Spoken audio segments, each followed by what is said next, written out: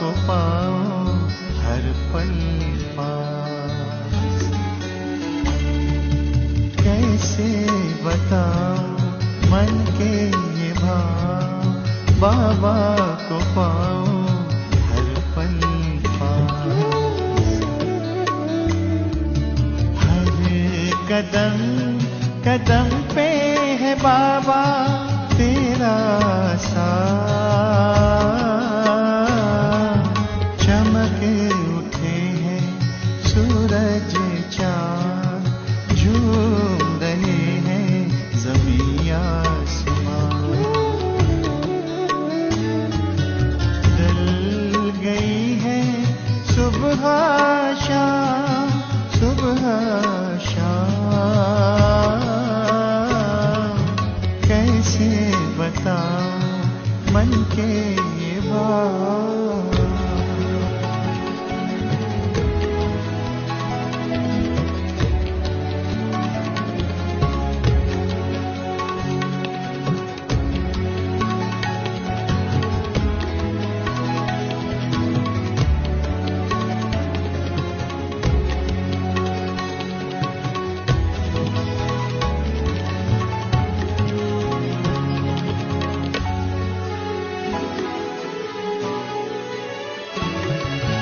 तेरी छवि है निराली, महक उठी है कलियां सारी। जीवन में छाई है हरियाली, जो अनुभव करे वही भाग्यशाली। साथ तेरे हम रहे पाते हर कदम पे अनुभव निराले। मुख से कहते कहीं ना जाए, कहीं ना जाए। कैसे बताऊं मन के ये भाव, बाबा को पाऊं हर पल पास। हर कदम कदम पे है बाबा तेरा साथ। कैसे बताऊं मन के ये भाव।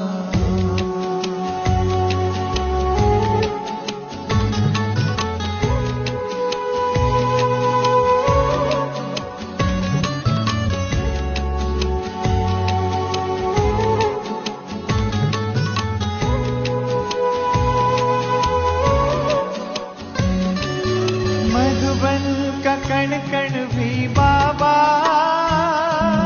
तुझसे मिलन की खुशबू फैलाए। लगता है हमको तो बाबा बाहें खोल तुम अपने पास बुलाए। प्यार को तेरे तरसते बाबा एक बार तो अपने पास बुला लो। दिल में यही बस है आस लगाए, आस लगाए। कैसे बताऊं मन के ये भाव, बाबा को पाऊं हर पल पास। हर कदम कदम पे है बाबा तेरा साथ। कैसे बताऊं मन के ये भाव। ओम शांति। ये सृष्टि दुख और सुख का, स्मृति और विस्मृति का बेहद का एक खेल है। और इस खेल में जब हम बाबा को भूलते हैं, विस्मृति में आते हैं, खुद को भूल जाते हैं और अपने अंदर के गुणों को, शक्तियों को भूल जाते हैं, तो अनेक प्रकार के विकर्म कर बैठते हैं। फिर उन विकर्मों की सज़ा अलग अलग दुखों के रूप में हम भोगते हैं।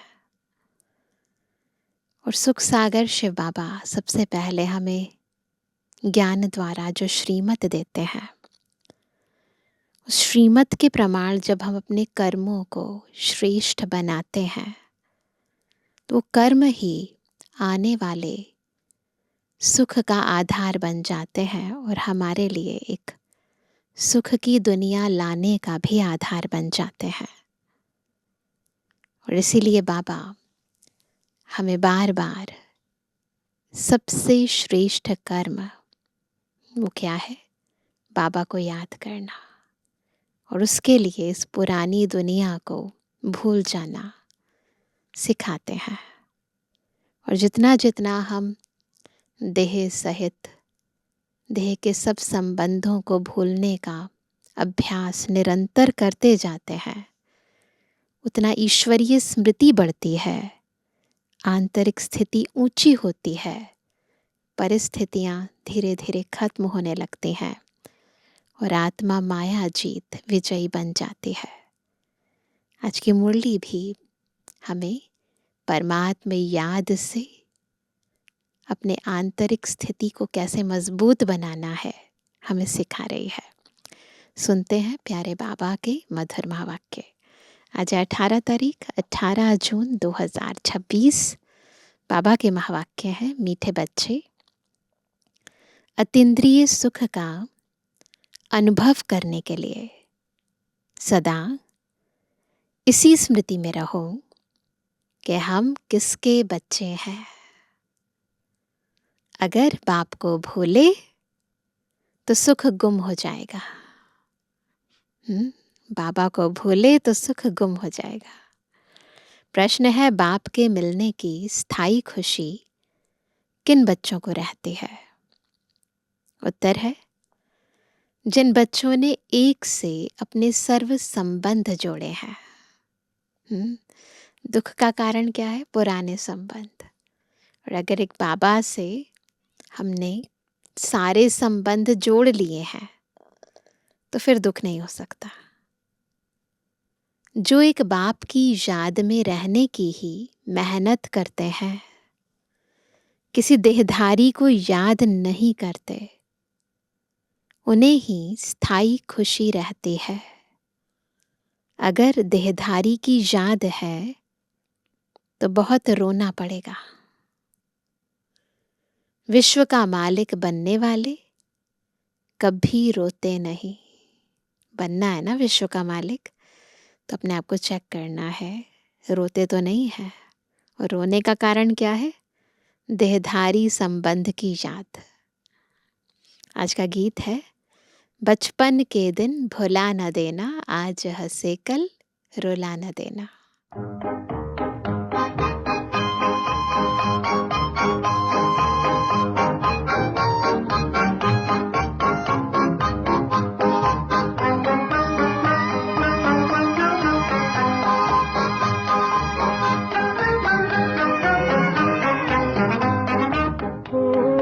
बचपन के दिन भुला न देना, ओ बचपन के दिन भुला न देना। आज हंसे कल रुला न देना, आज हंसे कल रुला न देना, ओ बचपन के दिन भुला न देना।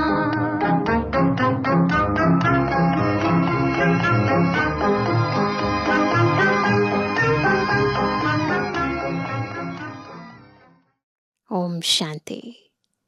बाप कहते हैं, मीठे बच्चों, हम बेहद के बाप के बच्चे हैं, यह भूलो मत। यह भूले तो अपने को रुला देंगे। छी दुनिया में बुद्धि चली जाएगी। बाप की याद रहने से अतीन्द्रिय सुख भासता है। वह सुख बाप को भूल जाने से गुम हो जाएगा। हरदम याद रहना चाहिए कि हम बाबा के बच्चे हैं, नहीं तो अपने को रुला देंगे। सब भगवान के बच्चे हैं। सब कहते हैं, हे बाबा क्या कहते हैं? हे बाबा, हे परमपिता परमात्मा, रक्षा करो। परंतु बाप से रक्षा कब होती है यह किसको भी पता नहीं है। दुनिया में सारी आत्माएं भगवान को बुलाते हैं, पर बाबा कब आते हैं, कब रक्षा करते हैं, किसी को नहीं पता। साधु संत आदि कोई भी नहीं जानते कि बाप से हमको मुक्ति, जीवन मुक्ति कब मिलनी है, क्योंकि भगवान को ही कण कण में कह दिया है। अब तुम बच्चे बेहद के बाप को जान गए हो। मोस्ट बिलीवेड बाप है, उससे प्यारी वस्तु और कोई होती नहीं। ऐसे बाप को ना जानना बड़ी बारी भूल है। ऐसे बाप को ना जानना, है ना, पापा कहते बहुत बड़ी और भारी भूल है। शिव जयंती क्यों मनाते हैं? वह कौन है यह भी कोई नहीं जानते, क्योंकि ये सबसे बड़ी जो भूल है, इसके कारण ही आत्मा अनेक भूलें करती आई है। जब अपना अस्तित्व भूल जाए तो गलतियां तो होगी ना। तो बाप कहते हैं तुम कितने बेसमझ बन गए हो। माया रावण ने तुमको क्या बना दिया है? अभी तुम बच्चे जानते हो यह हमारी जन्मभूमि है। कौन सी? भारत भूमि बाबा की जन्म भूमि है। मैं हर 5000 वर्ष के बाद आता हूँ। वह फिर कह देते 40,000 वर्ष बाद, जब यह कलयुग पूरा होगा तब आएंगे। चित्र भी दिखाया जाता है त्रिमूर्ति का। त्रिमूर्ति मार्ग नाम भी रखा है, परंतु 3 मूर्ति ब्रह्मा विष्णु शंकर को कोई नहीं जानते। ब्रह्मा क्या करके गया, विष्णु और शंकर क्या करते हैं, कहाँ रहते हैं, कुछ भी नहीं जानते। बिल्कुल ही घोर अंधियारे में है। शब्दों का प्रयोग करते हैं परंतु उनकी वास्तविकता को नहीं जानते। बाप है रचयिता, उनकी यह कितनी बड़ी रचना है, कितना बेहद का नाटक है। इसमें बेहद के मनुष्य रहते हैं। आज से 5000 वर्ष पहले जब सतयुग था, भारत में जब इन लक्ष्मी नारायण का राज्य था तो और कोई राज्य नहीं था। याद आता है ना? उस समय और किसी का राज्य नहीं था। भगवती श्री लक्ष्मी, भगवान श्री नारायण को कहा जाता है। राम सीता को भी भगवान राम, भगवती सीता कहते हैं। दुनिया में तो कहते हैं ना भक्ति मार्ग में। अब यह भगवान नारायण, भगवती लक्ष्मी कहाँ से आए? राज्य करके गए हैं, परंतु उनकी जीवन कहानी तो एक भी नहीं जानते, है ना।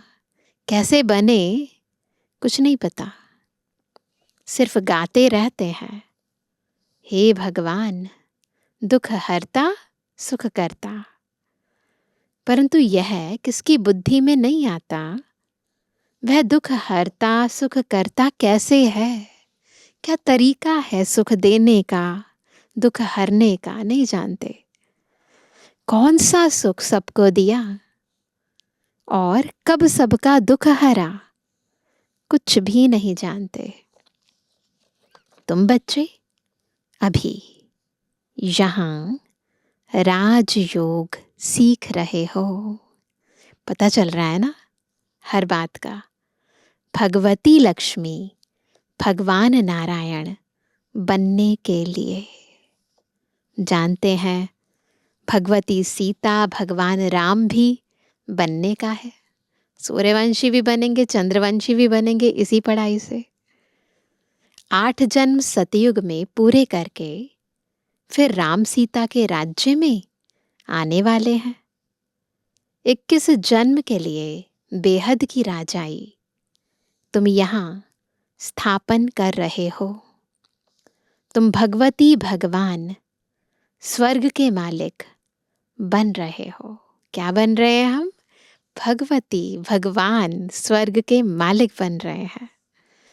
स्वर्ग कोई आसमान में नहीं है जैसे दिखाते हैं ना, माइथोलॉजिकल सीरियल्स होते हैं उसमें दिखाते हैं कि जैसे ऊपर आसमान में एक और दुनिया है और पाताल में भी एक दुनिया है।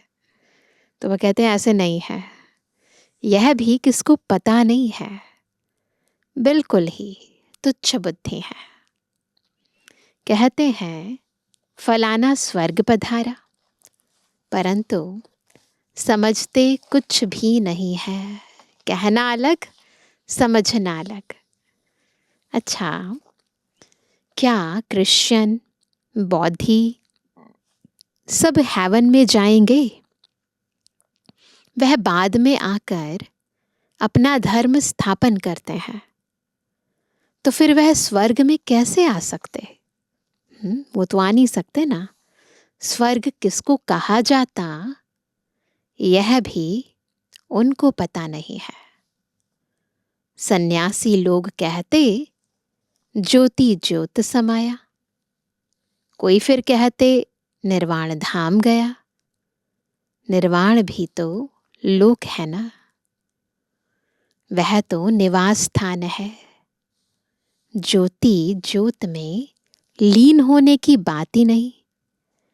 ज्योति में मिल जाए तो फिर तो आत्मा ही खत्म हो जाए, खेल ही खत्म हो जाता है। इस ड्रामा से कोई भी आत्मा छूट नहीं सकती, कोई भी मोक्ष को पा नहीं सकते। गीत का अर्थ भी कोई समझते नहीं है। न जीवन मुक्ति का अर्थ समझते हैं, न आत्मा परमात्मा का अर्थ समझते हैं। अर्थ नहीं समझते तो अनर्थ हो जाता है ना। बाप कहते हैं तुम्हारी शक्ल तो मनुष्य की है, जो इन देवताओं की भी थी। सतयुग आदि में देवताएं थे, उन्हों को 2500 वर्ष राज्य चला। देवताओं का राज्य 2500 वर्ष चला, तो उन्हों का 2500 वर्ष राज्य चला और बाकी 2500 वर्ष की बात है, उसके बाद वाले 2500 की बात है, जिसमें और सब धर्म आते हैं। 5000 वर्ष के बदले मनुष्य कह देते लाखों वर्ष कल्प वृक्ष की आयु है, ऐसे बोल देते हैं। परंतु तुम्हारी बात समझने के लिए भी नहीं आएंगे। हाँ, आएंगे भी वही जिन्होंने कल्प पहले आकर समझा होगा, है ना। उन्हीं की बुद्धि इतनी लकी है, इतनी है ना, किस्मत उनकी तेज है उन आत्माओं की, जिन आत्माओं को सतयुग में आना है, और वो बहुत थोड़ी हैं, इतनी ज्यादा नहीं है, इसलिए वही आत्माएं आएंगी। पहले तो समझाना है। एक है हद का सन्यास, जो सन्यासी लोग घर बार छोड़ जाए जंगल में रहते हैं। पहले पहले वह सत्व प्रधान थे। हर एक धर्म के अंदर पहले जो आत्माएं आती हैं उनकी अवस्था सत्व प्रधान होती है, फिर धीरे धीरे डाउन होती है, फिर अब तमो प्रधान बने हैं। तो जंगलों से लौटकर आए, बड़े बड़े महल बनाए हैं। इन सन्यासियों ने भी पवित्रता के आधार पर भारत को थमाया जरूर है, भारत की सेवा की है, तो उनका भी अपना विशेष रोल है। यह सन्यास धर्म नहीं होता तो भारत एकदम विकारों में जल मरता, पतित बन जाता। यह भी ड्रामा बना हुआ है। उन्होंने पहले पवित्रता की ताकत थी, जिससे भारत को थमाया है। इन देवताओं का जब राज्य था तो भारत कितना साहूकार था, क्योंकि सब पवित्र थे ना। क्यों, प्योरिटी ही सुख शांति की जननी है, वही प्रॉस्पेरिटी लेकर आती है। इसीलिए वहां सब संपन्नता थी। फिर कम हो गए। इन्हों के इतने बड़े बड़े हीरे जवाहरों के महल थे, वह सब कहाँ गए? सब नीचे चले गए। लंका और द्वारिका के लिए कहते हैं समुद्र के नीचे चली गई। अभी तो है नहीं। सोने के महल आदि सब थे ना। जब मंदिरों आदि में हीरे जवाहरात लगा सकते हैं तो वहां क्या नहीं होगा? सोचने की बात है ना। कितनी तुम बच्चों को खुशी होनी चाहिए। किसी के पास बहुत अकीचार धन होता है तो खुश होता है ना वो। तो हमें भी याद आना चाहिए ना, हम इतने धनवान बनने वाले हैं। बाबा फिर से आया हुआ है। कहते हैं बाप को याद करो। याद एक को ही करना है जिससे विकर्म विनाश होते हैं, परंतु वह भूल जाते हैं और देहधारी की याद आ जाती है। देहधारी की याद से तो कुछ भी फायदा नहीं। बाप कहते हैं क्या करो? माम एकम याद करो। किसी भी देहधारी को याद नहीं करो। अम्मा मरे तो भी हलवा खाना, कुछ भी हो जाए, है ना, अंदर की खुशी नहीं जानी चाहिए। ज्ञान बुद्धि में हमेशा रहना चाहिए। एक बाप की याद से ही कमाई है।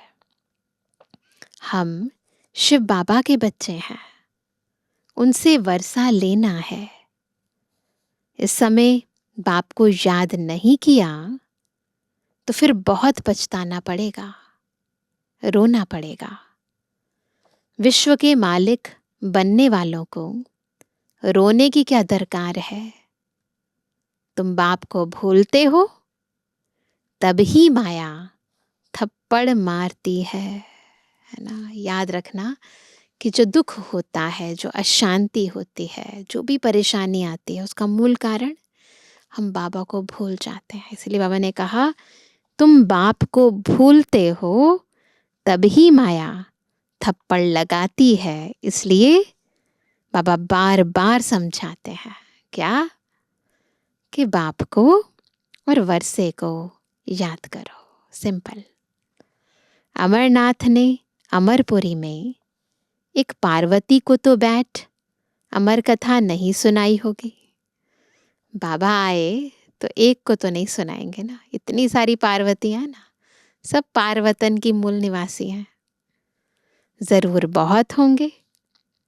जो भी मनुष्य मात्र हैं सबको बाप समझाते हैं कि अब पतित मत बनो।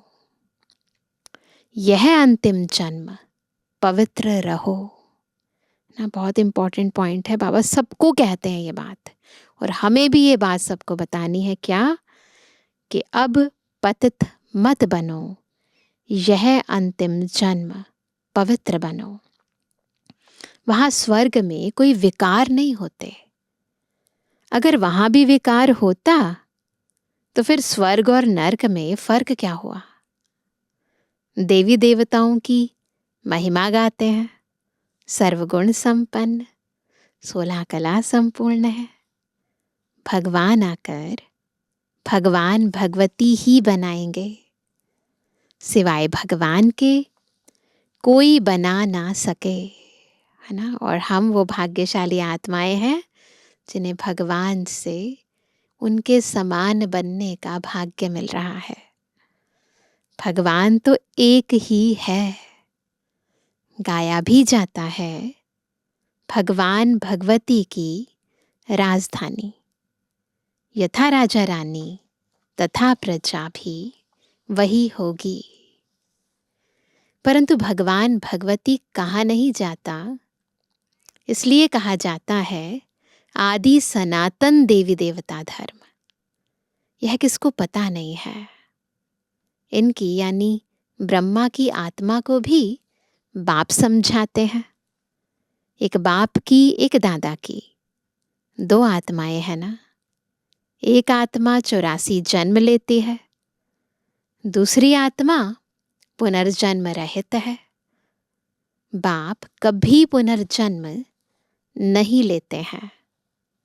एक ही बार आकर सारे विश्व को पवित्र बनाने के लिए हमको राजयोग सिखाते हैं। बाप तुमको समझाते हैं, मैंने इनमें प्रवेश किया है, यह 84 जन्म भोग आए हैं। अब इनके बहुत जन्मों का यह अंतिम जन्म है। अब मैं निराकार हूं, तो कैसे आकर बच्चों को राजयोग सिखाऊं? प्रेरणा से तो कुछ हो ना सके। श्री कृष्ण भगवान वाच तो हो ना सके। वह कैसे आ सकता है? वह तो है ही सतयुग का प्रिंस, 16 कला संपूर्ण। फिर त्रेता में होते हैं 14 कला संपूर्ण। फिर द्वापर में श्री कृष्ण को क्यों ले गए हैं? भक्ति में तो यही कहते हैं ना, उनको तो पहले आना चाहिए, वो तो सतयुग का पहला प्रिंस है ना। बाप समझाते हैं, पहले बाप को याद करो। बाबा हमेशा कहते हैं विस्तार में मत जाओ, सार स्वरूप हो जाओ और बाबा को याद करो, नहीं तो माया एकदम थप्पड़ मार देगी। छुई मुई का एक झाड़ होता है, देखा है ना सबने, टच मी नॉट का पौधा हाथ लगाते हैं ना तो उनकी जो पत्तियां मुरझा जाती हैं। तो वह कहते हैं वो भी एक झाड़ है, हाथ लगाओ तो मुरझा जाए। तुम्हारा भी ऐसा ही हाल होता है। बाप को याद नहीं किया और खलास। गीत में भी सुना, बचपन के दिन भुला ना देना, है ना, सुना ना, आज हंसे कल रुला ना देना। बाप को भूले तो कहाँ ना कहाँ चोट लग जाएगी। बाप कहते हैं तुम हमारे बच्चे हो ना, यह शरीर तो विष से पैदा हुआ है, यानी आत्मा को कह रहे हैं बाबा कि तुम हमारे बच्चे हो ना, और ये शरीर तो विष से पैदा हुआ है। वह इनके लौकिक माँ बाप हैं, यह तो है पारलौकिक बाप, और इनको फिर अलौकिक बाप कहा जाता है। यह हद का था, फिर बेहद का बन गया। तो एक है लौकिक, एक है अलौकिक, एक है पारलौकिक। अभी देखो, यह लौकिक बच्ची, ब्रह्मा बाबा की लौकिक बच्ची निर्मल शांता दादी बैठी है। यह लौकिक भी है, अलौकिक भी है, पारलौकिक भी है। दादी की एक बहुत सुंदर किताब बनी है 3 in 1, है ना। तो दादी इतनी खुशकिस्मत, वही लौकिक, वही पारलौकिक, वही अलौकिक। बाकी शिव बाबा के तो भाई बहन है नहीं, न लौकिक न अलौकिक न पारलौकिक। कितना फर्क है। एक बाप का बनना मासी का घर नहीं है। ऐसे बाप से संबंध जोड़ना है, टाइम लगता है।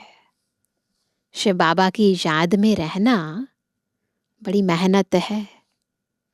कई 50 वर्ष से रहने वाले भी सारा दिन शिव बाबा को याद भी नहीं करते, ऐसे भी हैं।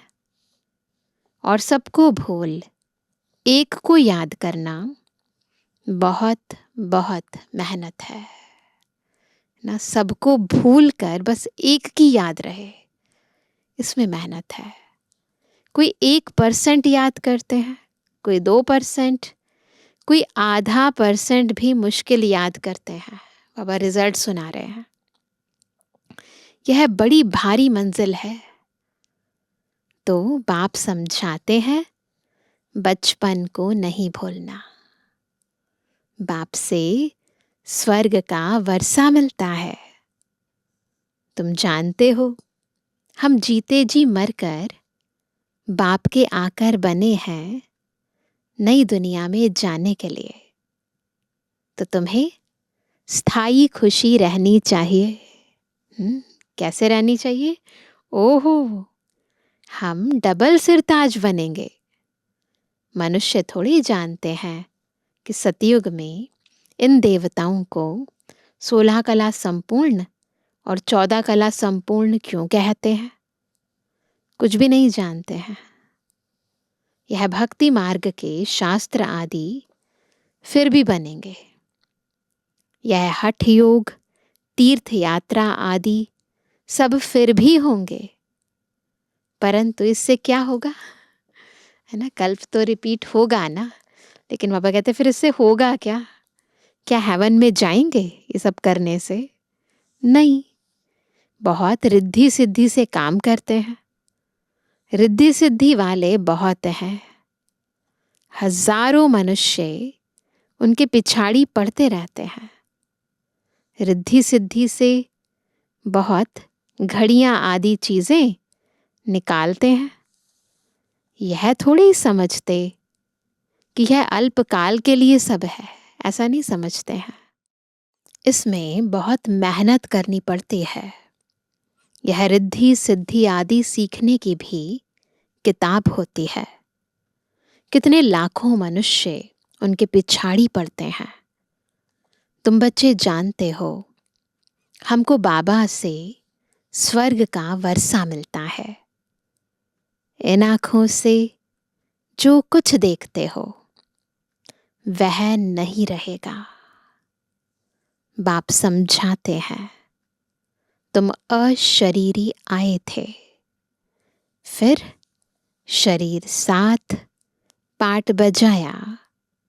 अगर 84 लाख का हिसाब किताब बताएं तो 12 मास लग जाए। हो ही नहीं सकता।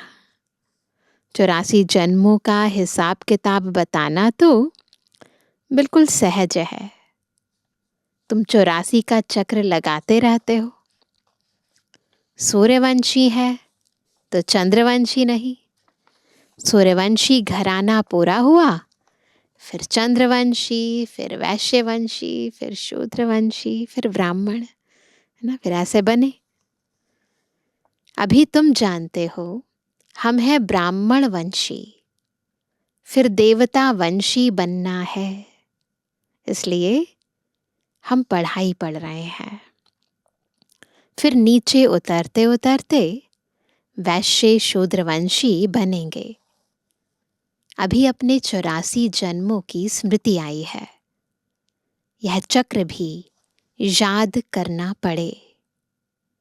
बाप को याद करने से एवर हेल्दी एवर वेल्दी बनेंगे। अगर एवर हेल्दी और एवर वेल्दी बनना है तो क्या करना है? बाबा को याद। पाप कट जाएंगे। चक्र को जानने से चक्रवर्ती बन जाएंगे। तुम जानते हो यह पुरानी दुनिया कब्रिस्तान बननी है। कुछ भी नहीं रहेगा। आत्माएं चली जाएंगी तो बॉडी रह जाएगी ना। तो डेड बॉडीज कहाँ होती हैं? कब्रिस्तान में। खत्म हो जाएगा। राम गयो रावण गयो जाके बहु परिवार। राम का कितना छोटा परिवार होगा सतयुग में। अभी रावण का कितना बड़ा परिवार है। बच्चे जानते हैं कि यह राजधानी स्थापन हो रही है। हर बात में पुरुषार्थ फर्स्ट है। ज्ञान सबको बराबर मिल रहा है, लेकिन धारण करने में नंबरवार है, और उसी के कारण राजधानी बनती है। बाप पुरुषार्थ कराते हैं, बच्चे मुझे याद करो। जिस बाप से अथाह स्वर्ग की बादशाही मिलती है, क्या उनको याद नहीं करेंगे? बाप स्मृति दिलाते हैं कि तुम स्वर्ग के मालिक थे। अब फिर से पुरुषार्थ कर स्वर्ग के मालिक बनो। अच्छा, मीठे मीठे सिके बेजोड़वानी बच्चों पिटुरवानी बाप दादा का दिल जान सको प्रेम से नंबरवार प्रसाद अंसार यादगार और गुणवानी। रूहानी बच्चों की रूहानी बाप दादा को गुड मॉर्निंग, नमस्ते नमस्ते नमस्ते। धारणा के लिए मुख्य सार पहला, कभी भी किसी बात में छुई मुई नहीं बनना है ना, इतने सेंसिटिव नहीं बनना है। ईश्वरीय बचपन को भूल मुरझाना नहीं है। तो कब मुरझाते हैं? जब बाबा को भूल जाते हैं, अपने बचपन को भूल जाते हैं। इन आँखों से जो कुछ दिखाई देता है उसे देखते भी नहीं देखना है। दूसरा, एक बाप की याद में ही कमाई है, इसलिए देहधारियों को याद कर रोना नहीं है। बाप और वर्षे को याद कर विश्व की बादशाही लेनी है। आज का वरदान है, श्रेष्ठ मत के आधार पर मायावी संग दोष से परे रहने वाले शक्ति स्वरूप भव। कैसे बनेंगे शक्ति स्वरूप? जब श्रेष्ठ मत के आधार से मायावी संग दोष से परे रहेंगे, है ना। बच्चों की एक कंप्लेंट रहती है कि संबंधी नहीं सुनते, संग अच्छा नहीं है, इस कारण शक्तिशाली नहीं बन सकते। लेकिन श्रेष्ठ मत के आधार पर, श्रेष्ठ मत यानी श्रीमत, बाबा की श्रीमत के आधार पर ज्ञान स्वरूप शक्ति स्वरूप के वरदानी बन अपनी स्थिति को अचल बनाओ। साक्षी होकर हर एक का पाठ देखो, अपने सतोगुणी पाठ में स्थित रहो, सदा बाप के संग में रहो, तो तमोगुणी आत्मा के संग के रंग का प्रभाव पड़ नहीं सकता। संबंध में आते साक्षी हो जाओ और बाबा के संग के रंग से ज्ञान स्वरूप योग युक्त हो जाओ, तो फिर देखो उनका प्रभाव ही नहीं पड़ेगा आत्मा पर। स्लोगन है, कर्मयोगी वह है जो कर्म के कल्प वृक्ष की डाली पर बैठ कर्म करते भी उपराम स्थिति में रहे। कर्मयोगी कौन है? जो कर्म के कल्प वृक्ष की डाली पर बैठ, यानी कर्म करते हुए भी, कर्म में इन्वॉल्व होते हुए भी, कर्म करते भी उपराम स्थिति में रहे, अंदर की स्थिति उपराम हो, डिटैच। आज का व्यक्त इशारा, सदा हर्षित रहने के लिए अपनी नेचर को सरल बनाओ, सहनशील बनो। जैसे कोई की विशेष नेचर होती है, उस नेचर के वश न चाहते भी चलते रहते हैं। कहते हैं चाहती नहीं हूं लेकिन मेरी यह नेचर है। ऐसे आप बच्चों की सरल नेचर हो जो सबको अनुभव हो। ऐसे आप बच्चों की सरल नेचर हो जो सबको अनुभव हो कि यह सहज योगी, स्वतः योगी है।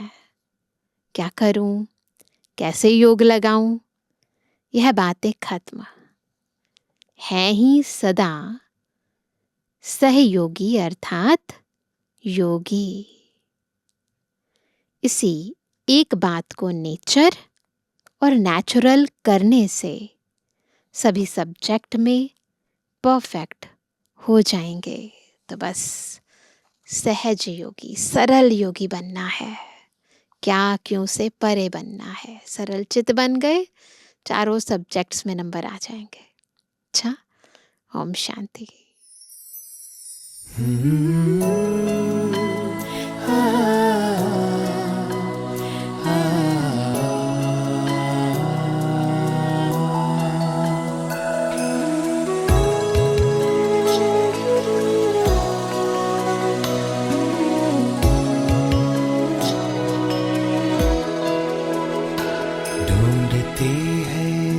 से ढूंढती है जिसे आज सबकी नजर, खूबियों का वो दरिया मेरा ईश्वर।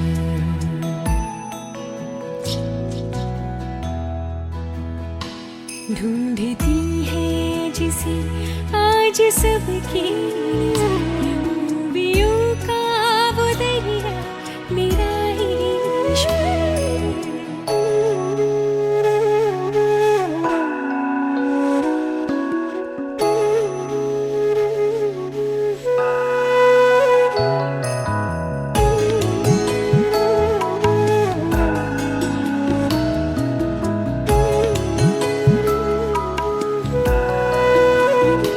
करता मुझको मोहब्बत दिलो जान से,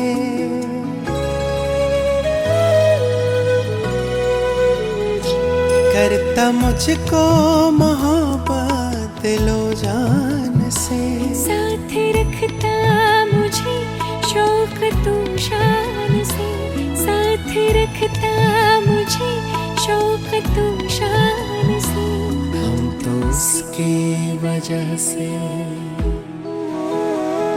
हम तो उसकी वजह से हुए बेफिक्र, खूबियों का वो दरिया मेरा ईश्वर।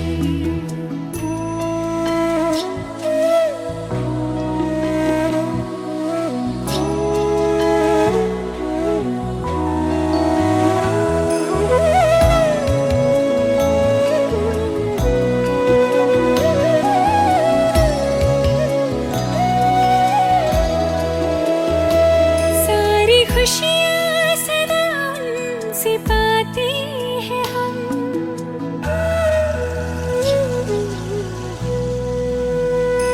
सारी खुशियाँ सदा उनसे पाते हैं हम। सपने उनके ही अब तो सजाते हैं हम, सपने उनके ही अब तो सजाते हैं हम। दिल की सुनता मेरे, दिल की सुनता मेरे, बन के हम सफर, खूबियों का वो दरिया मेरा ईश्वर।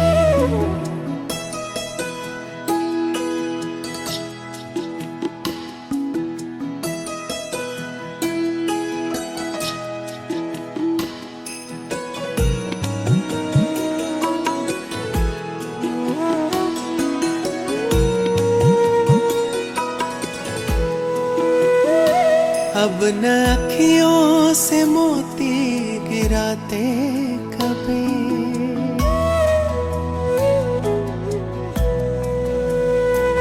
अब न अखियों से मोती गिराते कभी। मुश्किलें उसने मेरी मिटा दी सभी, मुश्किलें उसने मेरी मिटा दी सभी। दिखते सुख ही सुख, दिखते सुख ही सुख, देखूं मैं खूबियों का वो दरिया मेरा ईश्वर। ढूंढती है जिसे आज सबकी नजर, खूबियों का वो दरिया मेरा ईश्वर।